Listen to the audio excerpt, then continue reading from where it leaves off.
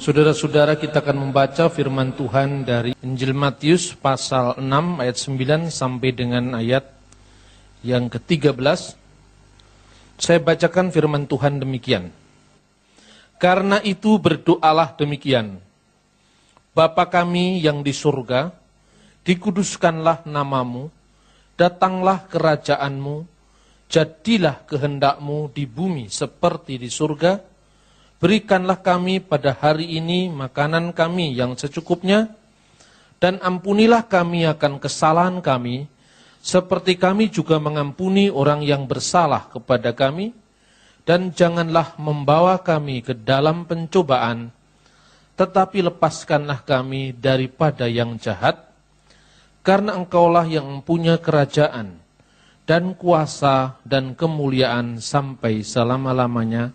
Amin. Sebagai perbandingan, saudara-saudara, pembahasan kita, saya ajak kembali saudara untuk membaca Injil Lukas,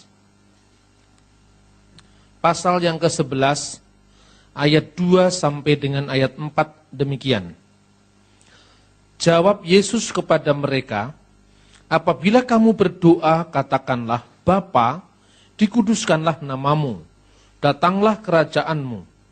Berikanlah kami setiap hari makanan kami yang secukupnya, dan ampunilah kami akan dosa kami, sebab kami pun mengampuni setiap orang yang bersalah kepada kami, dan janganlah membawa kami ke dalam pencobaan.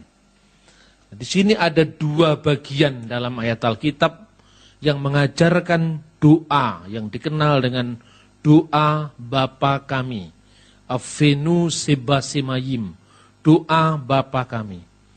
Karena ada dua bagian yang membahas tentang doa Bapa kami, maka biasanya para teolog liberal itu menyangka bahwa ajaran Yesus itu aslinya dia hanya mengucapkan doa Bapa kami dalam bentuk yang singkat. Injil Lukas yang kemudian ketika gereja itu berkembang, disesuaikan dengan kebutuhan, lalu Matius menambah-nambahi. Nah, saya tidak setuju dengan pandangan seperti ini. Pandangan seperti ini tidak mempercayai keakuratan kesejarahan Alkitab. Jadi kalau kita lihat konteksnya, memang Tuhan Yesus dua kali mengajarkan doa Bapa kami. Nah, kita akan belajar apa bedanya doa Bapa kami yang ditulis versi panjang dalam Injil Matius, dan doa Bapa kami versi pendek dalam Injil Lukas. Kalau kita membaca konteks dari kedua ayat, baik itu Matius maupun Lukas, memang konteksnya berbeda. Ayat di dalam Injil Matius itu diajarkan Yesus tatkala Yesus khotbah di atas bukit.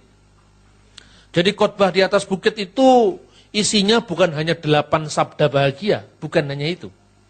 8 sabda bahagia itu pembukaan khotbah di atas bukit. Setelah itu Yesus berbicara tentang konsep doa, konsep kekhawatiran, konsep tentang sedekah, konsep tentang puasa.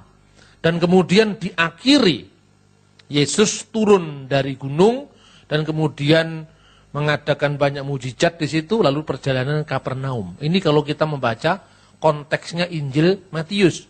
Jadi Injil Matius itu menggambarkan doa Bapa kami ketika Yesus khotbah di atas bukit. Tetapi Injil Lukas konteksnya berbeda. Injil Lukas diajarkan bukan di khotbah di atas bukit, tetapi Yesus mengatakan ketika Yesus mengajarkannya di suatu tempat yang tidak disebutkan namanya, tapi konteks tempat itu adalah kota suci Yerusalem. Dan kemudian doa itu di ajaran Yesus memenuhi permintaan para murid. Ajarkanlah kami berdoa, sebagaimana Yohanes mengajarkan kepada murid-muridnya berdoa. Lalu Yesus mengajarkan doa, seperti yang tercatat dalam Injil Lukas pasal 11, ayat 2 sampai dengan ayat 4. Kalau kita lihat mirip satu sama yang lain. Dalam Injil Matius, Yesus menggunakan frasa yang lebih lengkap, Bapa kami yang ada di surga. Tetapi dalam Injil Lukas cuma dikatakan Bapa, dikuduskanlah namamu. pendek, lebih singkat. Nah, saudara-saudara kalau pergi ke Yerusalem, di atas bukit yang dulu di mana Yesus pernah berkhotbah, itu sekarang sudah didirikan gereja Katolik. Namanya Gereja Sabda Bahagia. Di tempat itulah Yesus mengajarkan khotbah di atas bukit. Tetapi kalau Bapak Ibu juga pergi ke tempat yang sama di Yerusalem, di sana ada tempat yang dinamakan Gereja Paternoster. Menurut sejarah yang sangat tua dari abad kedua, ketiga, keempat, memang tempat itu dijadikan situs gereja purba tatkala Yesus mengajarkan doa Bapa kami seperti yang dikutip oleh Lukas. Nah, inilah background dari doa Bapa kami. Kemudian yang pertama perlu kita pelajari dari Alkitab adalah doa Bapa kami dalam Injil Lukas dan Injil Matius itu memang konteksnya berbeda. Tetapi pesannya sama. Doa Bapa kami dalam Injil Matius itu digunakan untuk doa pertemuan raya, pertemuan di jemaat. Itulah sebabnya di dalam ayat 13, di situ ada tambahan dalam tanda kurung persegi. Ini artinya di dalam teks tertua tidak terdapat. Ini dalam teks yang lebih muda. Kenapa ini disisipkan di sini? Karena memang itu diucapkan bersama-sama, dan setelah selesai mengucapkan, dan jauhkanlah kami daripada yang jahat, itu jemaat semua secara bersama-sama mengucapkan, karena engkaulah yang mempunyai kerajaan dan kuasa dan kemuliaan sampai selama-lamanya. Sedangkan Injil Lukas yang versi pendek, itu di format Yesus untuk doa pribadi, sebagai pola doa pribadi, bukan pola doa dalam kehidupan berjemaat. Nah, tetapi isinya persis sama. Pengakuan akan kedaulatan Tuhan, kemudian pengampunan, dijauhkan dari pencobaan, itu sama persis. Nah, saudara-saudara terkasih dalam Tuhan, sekarang ini kita perlu melihat konteksnya, bahasanya sekarang. Dalam bahasa apa kira-kira doa Bapa kami itu diajarkan? Ini rumit.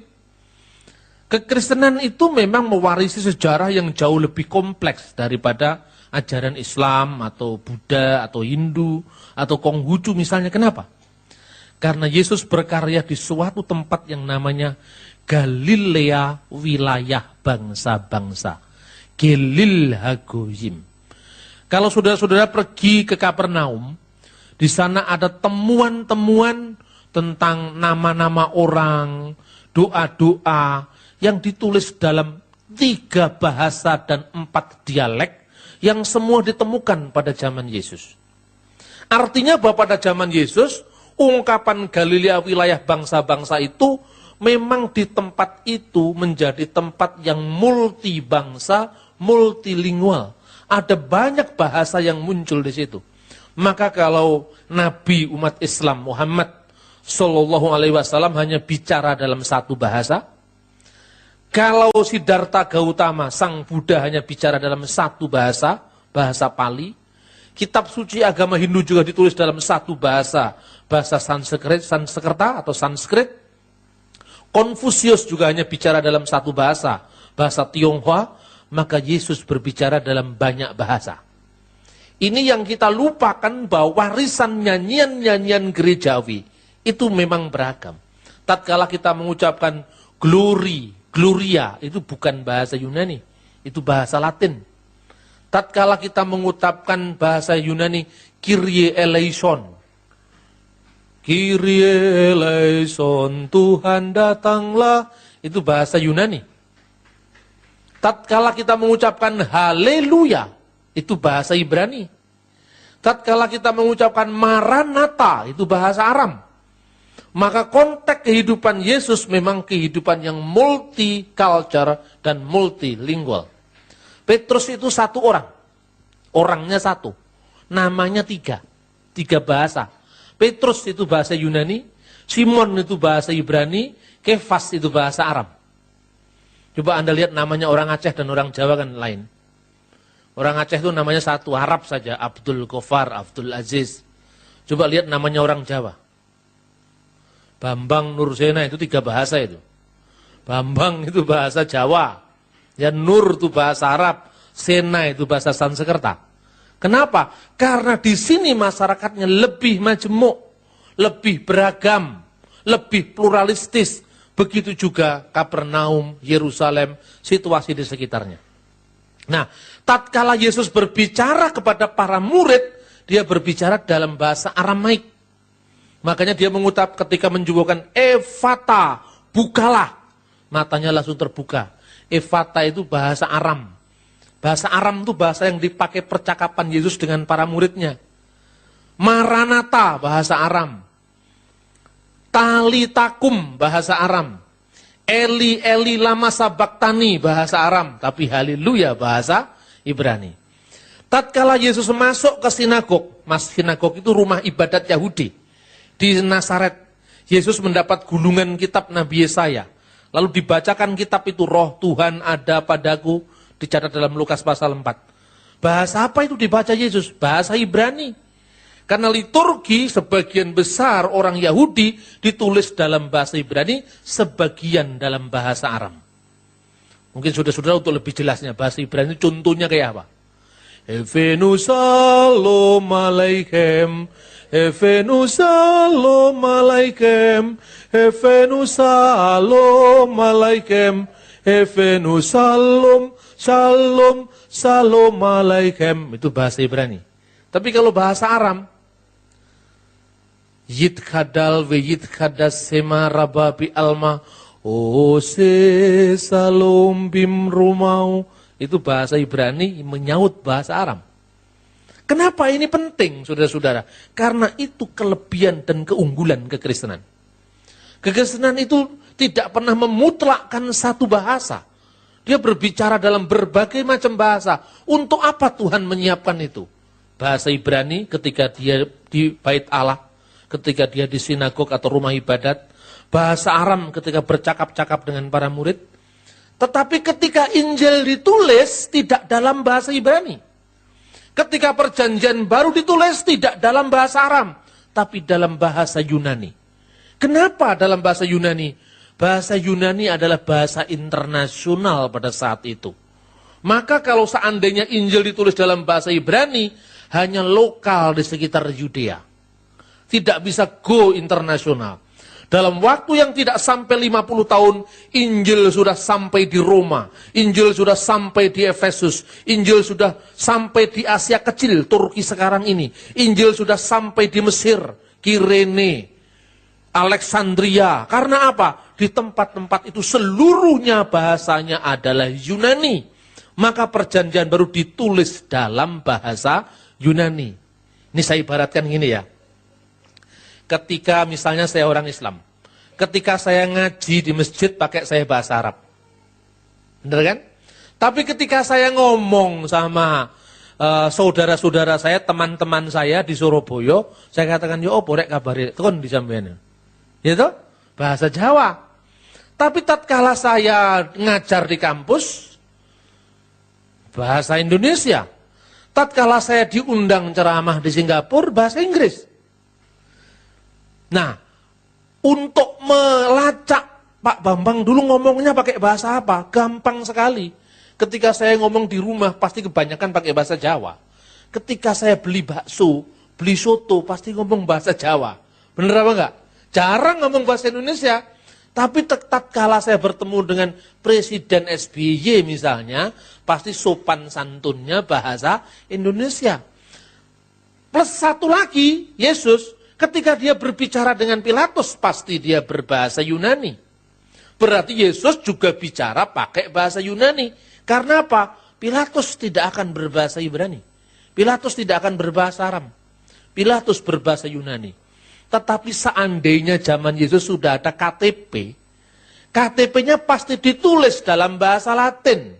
Kenapa? Bahasa Latin adalah bahasa administrasi Imperium Romawi pada zaman Yesus. Dan ini seluruh prasasti Pilatus yang ditemukan di Kaisaria Maritim, semuanya itu tertulis dalam bahasa Latin. Bukan kita heran, tidak usah kita bertanya kenapa di dalam Injil Yohanes pasal 19 ayat 19 sampai dengan ayat 20, tatkala Yesus disalibkan, di atas salib Yesus tertulis inskripsi, Yesus Nazaret, Raja orang Yahudi, dalam berapa bahasa? 3 bahasa, itu catatan Alkitab. Semua orang yang ada di situ melihat, kata Injil Yohanes pasal 19 ayat 19 dan 20, karena tulisan itu ditulis dalam bahasa Ibrani, Yunani, dan Latin. Maka bukan tanpa kebetulan kalau kita membaca salib, gambar salibnya Katolik tulisannya INRI di atas salib Yesus. INRI itu adalah Yesus Nazarenus Rex Judaeorum. Artinya sama, Yesus Nazaret, Raja orang Yahudi. Tapi kalau Anda pergi ke Turki sekarang, ke Yunani sekarang, salibnya ditulis INBI. Yesus Nazaret Basilios Israel. Yudaion atau Israel. Yesus Nazaret, Raja orang Yahudi. Mana yang benar? Semuanya benar karena memang Alkitab mengatakan salib itu ditulis dalam bahasa Ibrani, Yunani, dan Latin. Nah, kalau gitu, dalam bahasa apa kira-kira Yesus mengajarkan doa Bapa kami? Karena doa Bapa kami itu doa pribadi kepada murid-muridnya, kepada jemaat yang waktu itu kebanyakan orang-orang Yahudi yang sehari-hari bercakap-cakap dalam bahasa Aram. Maka kemungkinan besar Yesus Kristus mengajarkan doa Bapa kami di dalam bahasa Aram, sekalipun teks yang sampai kepada kita tertulis dalam bahasa Yunani. Tidak lama setelah para rasul, murid-murid para rasul menerjemahkan kembali karya para gurunya, yaitu perjanjian baru yang diilhami oleh Roh Kudus, dituliskan kembali dalam bahasa Aramaik. Bahasa yang dipakai Yesus. Tidak usah terlalu sulit kita berpikir. Misalnya, tatkala perjanjian baru menulis Eli, Eli lama sabachthani, yang artinya, Allahku, Allahku, mengapa engkau meninggalkanku? Kenapa kok yang artinya? Karena pembacanya belum tentu ngerti bahasa Aram. Paham? Misalnya, karena kejengkelan, maka Pak Bambang waktu menyampaikan ceramah itu di forum kebangsaan yang diselenggarakan di Surabaya, dia mengatakan, jangkrik, jam segini kok belum banyak yang datang. Dalam tanda kurung, jangkrik artinya ungkapan kejengkelan dalam bahasa Jawa gitu loh. Karena ditulisnya dalam bahasa Indonesia, tapi waktu saya ngomong jangkrik itu saya ngomong bahasa Jawa.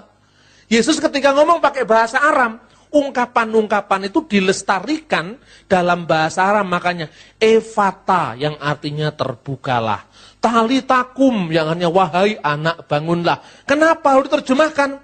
Karena pembacanya belum tentu mengerti bahasa Aram. Apa sih bedanya bahasa Ibrani dengan bahasa Aram? Ini kayaknya bukan khotbah, ini kuliah bahasa ini. Ya, tapi tidak apa-apa, supaya kita itu tahu akarnya gitu loh. Supaya kita tidak menderita minder wargait kompleks kalau kita bergaul dengan orang beragama lain. Bahasa Ibrani dengan bahasa Aram itu pada zaman Abraham satu. Seperti bahasa Indonesia dan bahasa Malaysia, zamannya Siti Nurbaya juga satu. Namanya bahasa Melayu, ya kan? Kemudian setelah dua bangsa itu terpisah, Indonesia menggunakan bahasa Melayu dialek Indonesia. Sekarang namanya bahasa Indonesia. Sejak 28 Oktober 1928 mengaku berbahasa satu, bahasa Indonesia. Yang disebut bahasa Indonesia itu ya bahasa Melayu. Tetapi di Malaysia bahasanya namanya bahasa Malaysia. Cuma hari ini karena berkembang sendiri-sendiri akhirnya jadi beda-beda. Di sana rumah sakit bersalin, rumah sakit korban laki-laki. Ya kan? Tapi di sini ya rumah sakit bersalin. Kalau orang Malaysia menyebut cakap itu di sini berbicara, cakap Melayu. Ngomong cinta ya cinta, kan gitu kan? Itu karena dialek. Begitu juga bahasa Aram dengan bahasa Ibrani seperti itu. Pada zaman Ibrahim, zaman Abraham, dua bahasa itu satu. Zaman Abraham itu kapan? 1850 sebelum Kristus. Itu bahasa Ibrani dan bahasa Aram itu satu. Makanya di dalam kitab Ulangan pasal 26 ayat 5 di sana dikatakan dahulu bapa leluhurku seorang Aram pengembara. Seorang Aram itu asalnya dari Irak. Sekarang ini, Aram ya bahasanya bahasa Ibrani kuno atau bahasa Proto-Aramaik, the first of Aramaik. Kira-kira tahun 1100 sampai kira-kira tahun 722, zaman kerajaan Israel terpecah menjadi dua. Saat itulah bahasa Ibrani terpecah jadi dua, bahasa Ibrani dan bahasa Aram. Zamannya Yesus, ketika dikatakan bahasa Ibrani Gabata, itu maksudnya bahasa Ibrani dialek Aram. Karena itu ketika Petrus mau menyangkal gurunya, aku tidak mengenal dia, gitu kan? Hamba imam besar itu mengatakan, itu tidak mungkin kalau kamu bukan muridnya. Itu tampak dari logat bahasamu. Karena apa? Logat bahasanya Petrus itu kental bahasa Aram. Kayak kalau saya berbahasa Indonesia, oh jelas sekali latar belakangnya Jawa. Itu lain kalau bahasa Indonesianya orang Papua. Saking cepatnya, kau pi mana? Kamu mau pergi kemana? Kau, jadi kau pi mana? Kau pergi kemana? Kopi mana? Loh, kopi apa? Jawabannya, sapi sana, saya mau pi ke sana. Oh, sapimu sendiri, sapi sana. Itu caranya orang sana berbicara dengan sini beda. Begitu juga bahasanya Petrus, itu beda dengan bahasa orang Yerusalem kebanyakan. Nah, bahasa Aram itu dipakai di lingkungan ketika pembuangan. Karena itu ada satu kitab dalam Alkitab, ditulis dalam dua bahasa. Kitab Daniel. Kitab Daniel sebagian di depan ditulis bahasa Ibrani, sejak pasal 3 ditulis dalam bahasa Aram. Kemudian ditutup lagi pakai bahasa Ibrani. Karena apa? Memang masyarakatnya sangat multilingual. Dan walaupun perjanjian baru bahasanya itu bahasa Yunani, tetapi stylenya, gayanya tetap gaya Aram. Makanya banyak sekali kata-kata Aram yang dipakai dalam Alkitab Perjanjian Baru. Misalnya, talitakum, Markus pasal 5 ayat 41. Wahai anak, bangunlah. Efata, bukalah. Markus pasal 7 ayat 34. Eli, Eli, lama sabaktani. Matius 27 ayat 46. Ya, ini jelas Yesus berbicara dalam bahasa Aram. Oleh karena itu, orang berpikir Yesus itu mengajarkan doa Bapa kami. Itu tentu sebagai seorang Yahudi, ternyata ketika dibandingkan, itu mirip dengan doa Yahudi. Namanya doa Kadis. Nah, apa berarti Yesus jiplak dari Yahudi? Tidak. Kalau orang Kristen punya Alkitab Perjanjian Lama, ya karena kekristenan itu penggenapan dari agama Yahudi. Perjanjian Lama itu isinya apa? Nubuat-nubuat, harapan-harapan, simbol-simbol. Perjanjian Baru, penggenapan-penggenapan yang simbol menjadi hakikat, yang dulu dinanti-nanti sekarang sudah datang. Maka segenap doa-doa Yahudi pun oleh Perjanjian Baru, khususnya oleh Yesus, diberikan makna yang baru. Nah, doa Kades itu kira-kira bunyinya seperti ini. Ini mirip sekali dengan doa Bapa kami. Nanti kita akan lihat orang Yahudi asli ketika mengucapkan doa Kades, dan ini orang Yahudi-Yahudian. Karena saya orang Indonesia, artinya saya belajar bahasa Aram, saya belajar bahasa Ibrani, tapi tentu saja lidah saya tidak sama dengan lidahnya Benyamin Netanyahu. Tidak sama dengan lidahnya orang Israel aslinya. Doa Kades Yahudi itu bunyinya seperti ini. Sayang tidak sempat ditulis ya. Yithadal ve yithadas seme rababe alma dibrakir utai. Artinya, dimuliakanlah dan dikuduskanlah namanya yang besar di alam semesta yang dijadikan menurut kehendaknya. Nah, coba katakan, jadilah kehendakmu, datanglah kerajaanmu, dimuliakan namamu, kan mirip. Kemudian, Wiyamlik malkutai bihayyikon ubeyumeikon, datanglah kerajaannya selama engkau masih hidup pada masamu. Ubehayyidikol Israel ba'agala uwisman karif we imru amin. Datanglah kerajaannya selama engkau masih hidup pada masamu, dan selama segenap keluarga Israel hidup, terpujilah namanya dari kekal sampai kekal, dan hendaknya yang percaya berkata, amin. Habis dibaca Yitkadal we yitkadas sema rababi alma. Kemudian dalam ibadah Yahudi itu diakhiri dengan pujian Ose salom bimromau huya ase salom malainu we alkol Yisrael wimru amin. Kenapa kita perlu mengerti doa-doa saudara tua kita?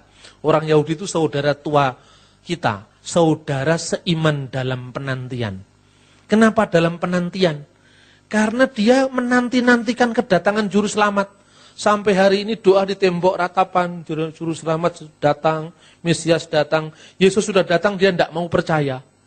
Jadi orang Yahudi itu tidak percaya kalau Yesus itu Mesias. Tapi percaya bahwa Mesias akan datang. Tadi siang saya sampaikan di Embong Sawu, caranya orang Yahudi mengajikan Mazmur 23. Persis sama dengan caranya orang Kristen Ortodok di Mesir mengucapkan Mazmur 23 dalam bahasa Arab. Jadi apa yang dibaca dalam doa ini sejak zaman Yesus sampai hari ini persis sama. Dan itulah yang oleh Tuhan Yesus dikembangkan. Karena Yesus menggenapi doa Bapa kami sebagai penggenapan dari doa bangsa Israel. Kekristenan tidak bisa dilepaskan dari Israel sama sekali. Karena memang kekristenan muncul dari ibu yang satu itu, yaitu keyahudian. Sekalipun kekristenan menggenapi agama Yahudi, tetapi kekristenan tidak bisa dilepaskan dari Yudaisme. Cuma sayangnya di Indonesia ini, banyak orang Kristen yang sekarang lebih Yahudi ketimbang orang Yahudi. Lu mestinya itu yang dipelajari penggenapannya. Jangan kemudian selendangnya dibawa ke sini. Atau trompetnya dibunyikan di sini. Boleh saja, tapi jangan sampai Kristen justru kalah sama Yahudi. Yang sekarang datang ke Israel lagunya, apa itu? Mosia, Mosia, Mosia, la la la la la la la. Itu kan lagu pengharapan supaya Mesias datang. Bagi orang Kristen Mesias sudah datang. Jangan nyanyi lagu itu. Lagu itu gambaran tentang mereka mengharapkan Mesias akan datang. Sementara kita percaya Mesias sudah datang. Jadi ini bahayanya kalau orang Kristen dipengaruhi orang-orang Yahudi. Justru karena orang Yahudi rata-rata lebih pintar ketimbang orang Kristen. Malah banyak orang Kristen yang minder wardahait kompleks. Dia mengatakan, Pak, kita sumbang saja Israel. Pengusaha-pengusaha itu banyak nyumbang Israel, kenapa? Tidak mungkin kita menginjili mereka. Mereka lebih tahu dari kita kok. Waduh, saya langsung lemes saya. Belum apa-apa, itu sudah seperti kerupuk disiram air. Orang Yahudi itu sepinter apapun, kayak Einstein Yahudi, Karl Marx Yahudi. Tetapi Yahudi baru, Israel baru itu gereja, bukan mereka. Karena itu kita gali sejarah mereka. Untuk membuktikan bahwa apa yang mereka harapkan itu sudah digenapi dalam Yesus Kristus. Amin. Jangan malah Natal diganti perayaan pondok daun. Jangan malah banyak pendeta mau diberkati rabi di Israel. Kalau saya tidak mau diberkati rabi, saya yang harus memberkati rabi. Karena kita ini penggenapan dari Israel baru. Yesus itu Musa yang baru. Kita perlu berhutang budi, berhutang sejarah. Berhutang pemahaman, berhutang pewahyuan kepada mereka. Tetapi Allah telah menggenapi nubuat Nabi Yeremia. Allah sudah mendatangkan perjanjian yang baru di dalam diri Yesus Kristus. Sesuai dengan nubuatan Yeremia pasal 31. Tuhan akan mengadakan perjanjian baru dengan Yehuda dan di Israel. Kalau dulu menuliskan loh di atas batu, sekarang menulisnya di atas loh hati. Makanya kalau dulu 10 perintah Allah ditulis dengan kilat yang bersabung menyambar-nyambar. Kemudian jari Allah menuliskan di atas loh batu. Lo yihye Elohim akhirim alfanai. Jangan ada ilah lain di hadapan hadiratku.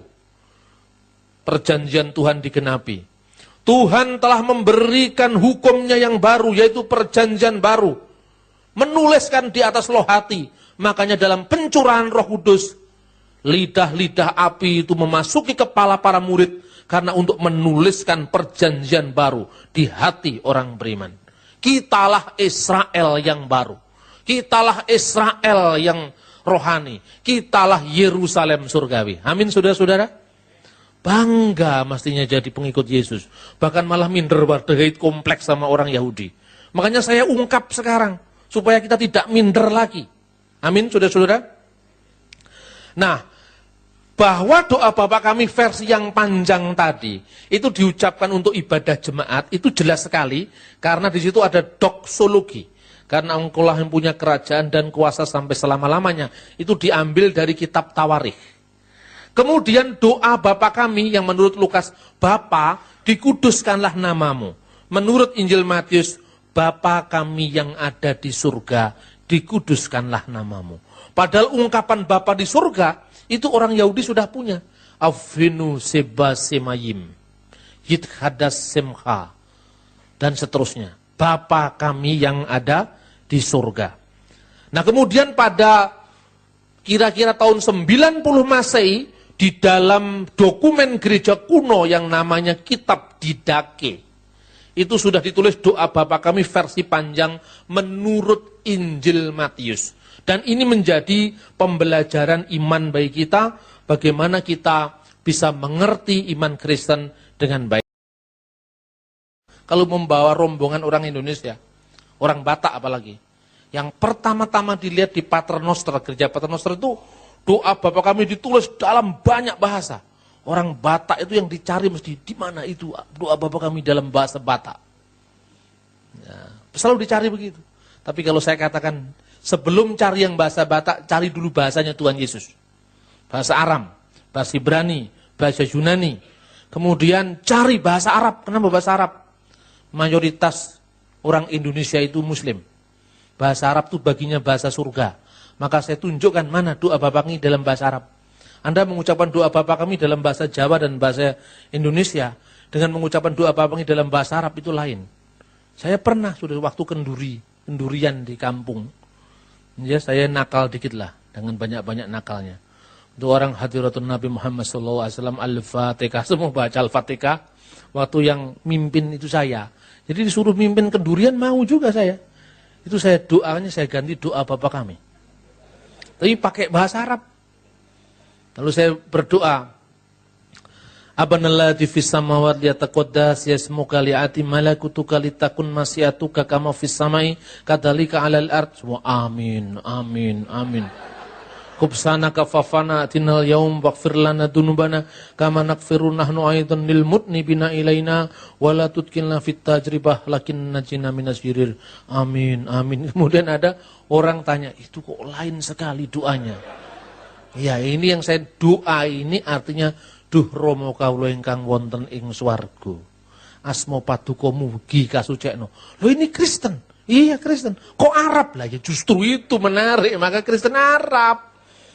Nah ini banyak yang begini lebih penting ketimbang Anda cari doa Bapa kami bahasa Batak. Karena itu tidak akan pernah menyentuh orang lain kecuali sukumu. Ya kan? Tapi kalau kita mengucapkan ini itu dampaknya akan luar biasa. Ada orang membawa itu kaligrafi doa Bapa kami. Ini orang Chinese dari Jakarta ikut saya rombongan. Beberapa tahun lalu. Waktu di Jericho saya suruh beli doa Bapa kami pakai bahasa Arab. Untuk apa Pak? Jangan tanya untuk apa. Saya perintahkan beli. Saya bilang itu. Jengkel juga saya. Nanti sampai di rumah pasang di ruang tamu. Nah, karena dia sebelumnya sudah nanya ke saya. Gimana Pak, saya itu dimusuhi tetangga saya. Pak Haji orang Arab. Kenapa? Ya mungkin saya ini di situ minoritas. Minoritas double lagi, double minority. Yang pertama Kristen, yang kedua Chinese. Ini double minority. Terus kemudian, gimana Pak caranya? Sudah nanti jawabannya di Jericho. Nah jawabannya saya beri. Dia katakan, untuk apa? Saya kan enggak ngerti. Loh, bukan ibu yang harus ngerti, enggak usah ngerti, enggak apa-apa. Untuk apa Pak? Diperintah, beli. Ya, beli. Dibeli sama dia, taruh di ruang tamu. Tidak begitu lama setelah pulang dari Indonesia, dia telepon ke saya. Pak Bambang, terima kasih Pak. Loh kenapa? Wah luar biasa Pak. Dulu itu yang memusuhi saya itu tiba-tiba bertamu ke rumah. Lah kenapa bertemu? Ya lihat doa itu katanya. Itu kan doa Bapak kami. Loh dia tanya, Assalamualaikum. Ya saya jawab Pak, waalaikumsalam warahmatullahi wabarakatuh. Loh Pak kok tumben datang? Wah hati saya senang karena ibu sudah mendapatkan hidayah dari Allah. Bingung dia. Nah kemudian ibu ini bingung karena memang nggak saya ajari. Biar dia kebentur-bentur sendiri. Sebab kalau saya ajari kan di skenario itu. Bingung dia, kenapa Pak Haji? Mulai kapan ibu masuk Islam? Dia bingung. Orang Betawi hajinya itu. Dia bilang, enggak Pak, saya tetap Kristen. Loh, kok bisa? Lah iya saya tetap Kristen Pak, tapi saya baru pulang dari Palestina. Kenapa ibu memasang ini? Ini ayat-ayat Allah. Iya ini ayat-ayat Allah Pak, tapi dari Injil. Ya pintar juga dia mengatakan, ini doa Bapak kami. Masya Allah. Nah, gitu. Tapi penasarannya tidak pernah hilang. Setelah itu dia sering bertamu.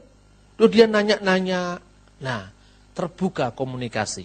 Yang dulunya orang tidak saling menyapa karena di Indonesia itu orang Kristen dan orang Islam seringkali bertengkar karena budaya yang berbeda.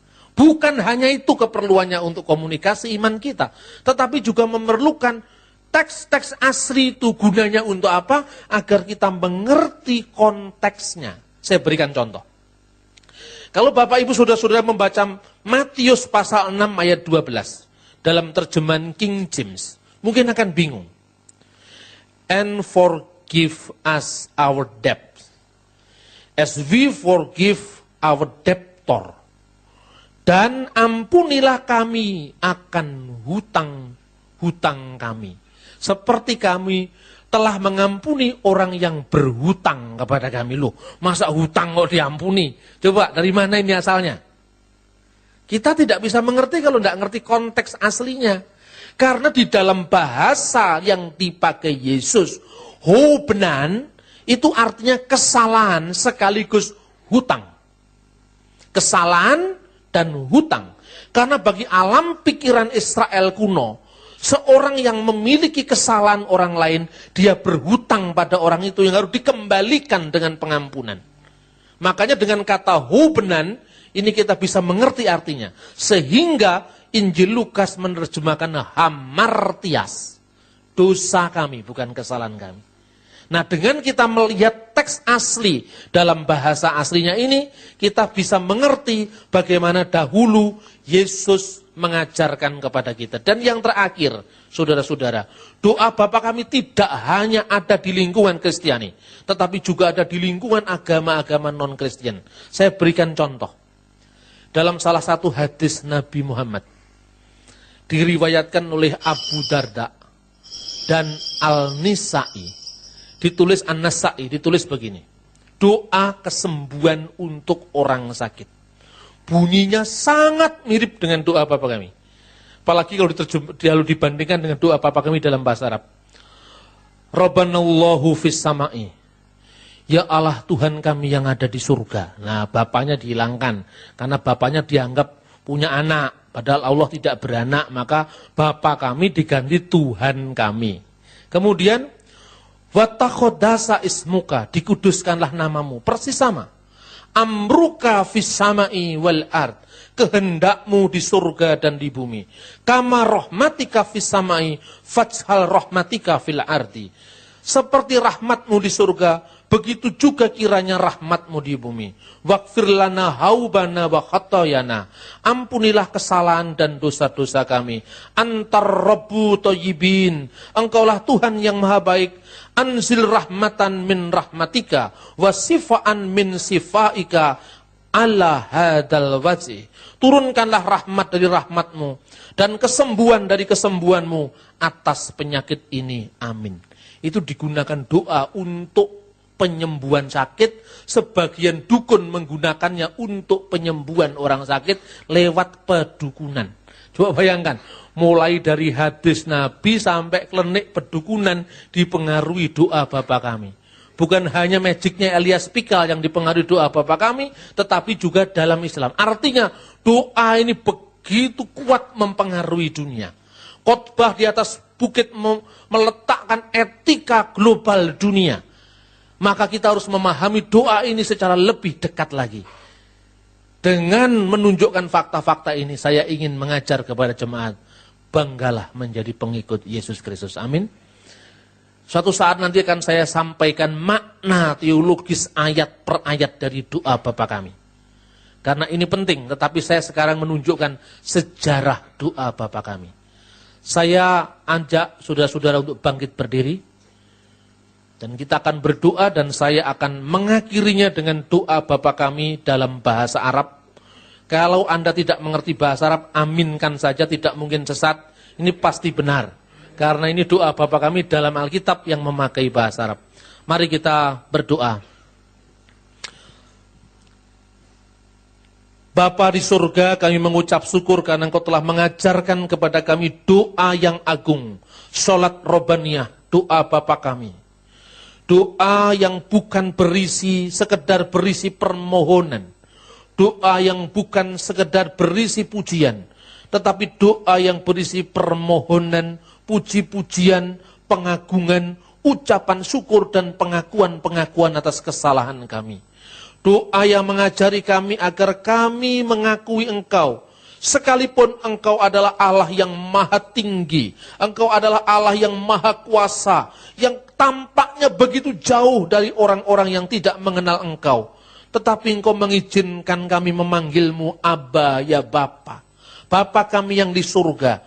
Karena Engkau menganggap kami bukan sekedar hamba, bukan sekedar budak, yang bekerja sesuai dengan hasil prestasi kebaikan kami. Tetapi Engkau mengangkat kami sebagai anak-anak-Mu Tuhan. Sehingga kami bisa mewaris dari surga itu karena kami adalah ahli-ahli waris-Mu, ahli-ahli waris Bapa Surgawi untuk anak-anak-Mu. Terima kasih Tuhan, itulah doa yang luar biasa bagi kami. Sekalipun mungkin kami tidak melafatkannya setiap hari, tetapi kami bisa memahaminya, maknanya yang luar biasa, menjadi pola doa kami sehari-hari. Terima kasih Tuhan, terima kasih.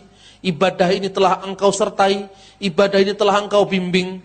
Dan Tuhan, hamba-Mu hanya menanam dan menyiram, tetapi Roh Kudus yang memberikan pertumbuhan atas setiap apa yang sudah kami pelajari. Dan firman-Mu adalah ya dan amin. Tuhan Yesus, terima kasih. Kami sudah berdoa di dalam nama Tuhan Yesus Kristus yang telah mengajarkan kami berdoa. Abana ladzi fis samawat liyatakhaddas yasmuka liya'ti malakutuka litakun masyatuka kama fis samai kadzalika 'alal ard.